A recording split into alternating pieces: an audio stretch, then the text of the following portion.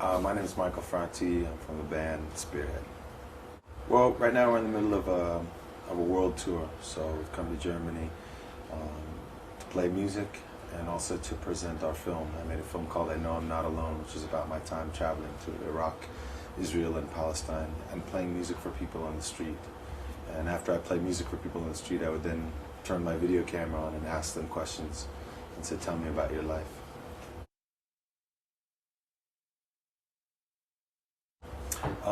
During my time in Baghdad, in Iraq, and Israel, I found it to be much worse situation there than I ever imagined that it would be seen on television. On TV, we hear about the economic cost and the political cost of war, or we hear that there's 7 people were killed today, but we don't see the after effects of what bombing does to a village. The fact that people have no electricity, no water, no health care, no education, no jobs. And this can go on for decades after the bomb has hit. And so the film that I made is really about the human cost of war. Yeah, I spoke to a lot of victims of the war, people who have blast injuries, people who have, stress and traumatic stress disorder. But mainly I just spoke to anybody on the street, taxi drivers, doctors, teachers, everyday people. The reason that I went there was just out of curiosity. When I watch the news every night, I feel like, and I know I'm not hearing the truth, but even though I'm not hearing the truth, it doesn't mean I'm closer to understanding what the truth really is. And so I wanted to see things with my own eyes. The other reason is that I wanted to make a film that I could show people in America, this is what our bombing is doing. This is the reality of what it is. We can talk all the politics and strategy, but until you see how the bombing affects people, you don't really understand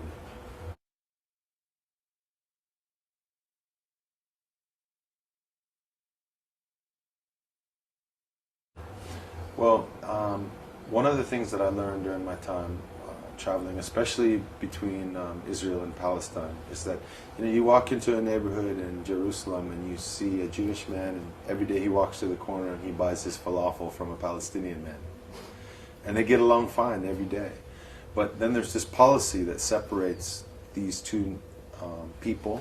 One group of people is not allowed to have a nation and then lives under military occupation. The other group lives in a very first world economy, but lives every day in fear that maybe a suicide attack is going to happen as a rebellion against the occupation. And I believe that it's possible to have coexistence, that people live side by side with one another and learn to get along. And I've recently been to Belfast, Northern Ireland, where I've seen this happen. 10 years ago there was so much fighting, and today the two sides are coming closer and closer together.